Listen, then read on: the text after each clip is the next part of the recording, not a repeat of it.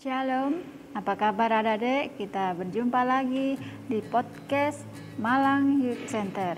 Nah, kali ini kita akan belajar firman Tuhan dengan tema konsep diri yang sehat. Nah, apakah konsep diri itu? Konsep diri adalah gambaran mental seseorang tentang siapa dirinya dan seperti apakah dia. Konsep diri seseorang akan mempengaruhi cara orang itu berpikir, bertindak, serta berpenampilan dan berperasaan. Oleh sebab itu, kita harus mempunyai konsep diri yang sehat. Konsep diri yang sehat secara jasmani, contohnya yaitu minum air yang cukup, ya. Makan makanan yang sehat, yaitu makan buah, makan sayur, dan jangan lupa juga berolahraga yang rutin. Nah, konsep diri yang salah akan menghambat pertumbuhan rohani seseorang. Allah menciptakan setiap orang secara unik.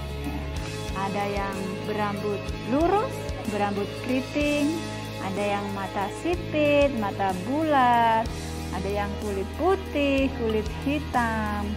Semuanya, setiap manusia pribadi lepas pribadi berbeda.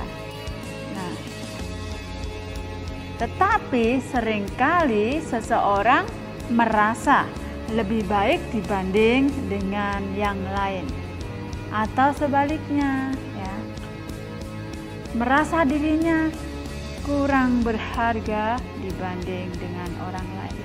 Nah, pandangan atas diri sendiri sering dipengaruhi oleh yang pertama yaitu karakter, yang kedua keadaan fisik, yang ketiga kemampuan, dan keempat latar belakang, kelima orang tua, keenam adalah kakak dan adik, kemudian guru dan lingkungan, juga oleh pengalaman. Contoh karakter, kenapa karakter itu seperti ini? Kenapa keadaan fisik saya tidak sama dengan keadaan fisik teman saya? Mereka ganteng, mereka cantik-cantik, sedangkan saya tidak. Nah, kemudian kemampuan, kenapa saya kok tidak bisa melakukan seperti teman saya? Atau kenapa latar belakang keluarga saya tidak seperti dengan teman-teman saya? Saya tinggal di rumah yang kecil, teman-teman saya tinggal di rumah yang besar dan tempat villa yang indah. Nah, itulah penyebabnya sehingga kita merasa diri kita kurang berharga dibanding dengan yang lain. Nah, ada juga guru, bagaimana seorang guru di tempat sekolah, ya. Ada guru yang galak, ada guru yang baik. Nah, tapi kita harus mencontoh model guru yang baik tersebut. Kita cari yang lebih baik untuk konsep diri kita. Nah, konsep diri yang positif yaitu percaya diri, optimis, profesional, rendah hati, peduli, dan juga kreatif. Semua orang berharga di mata Tuhan. Dengan mempelajari kebenaran firman Tuhan, kita ditantang untuk mengatasi pengaruh negatif dari semuanya itu. Mari kita baca Alkitab kita di 1 Samuel 16 ayat 7 mengatakan, "Tetapi berfirmanlah Tuhan kepada Samuel, janganlah pandang parasnya atau perawakan yang tinggi, sebab aku telah menolaknya. Bukan yang dilihat manusia, yang dilihat Allah. Manusia melihat apa yang di depan mata, tetapi Tuhan melihat hati." Nah, manusia melihat apa yang ada di depan mata mereka. Begitu juga saat kita memandang orang lain. Tetapi Tuhan melihat hati kita.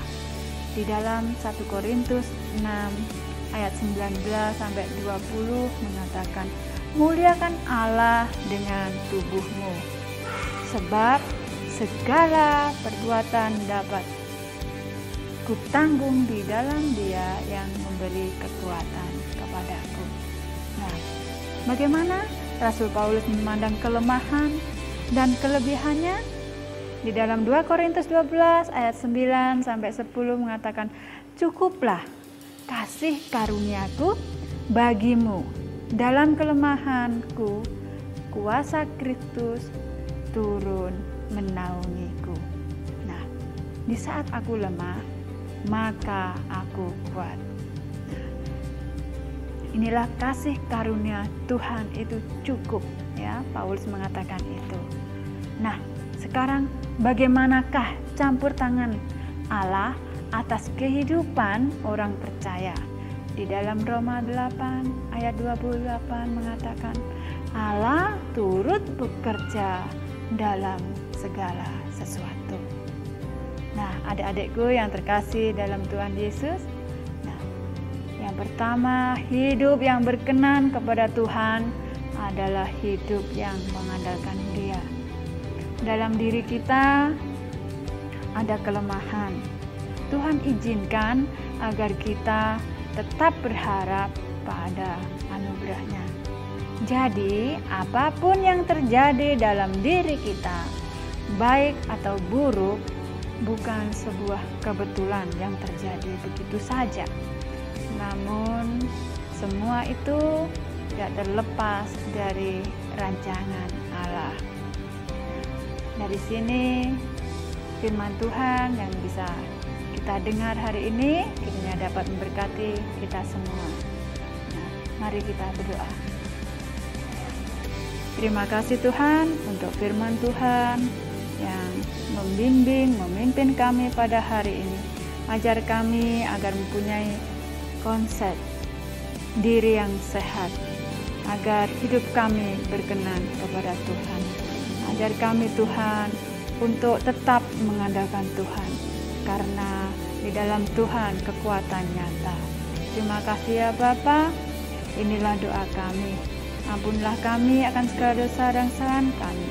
Di dalam nama Tuhan Yesus Kristus kami berdoa. Haleluya. Amin.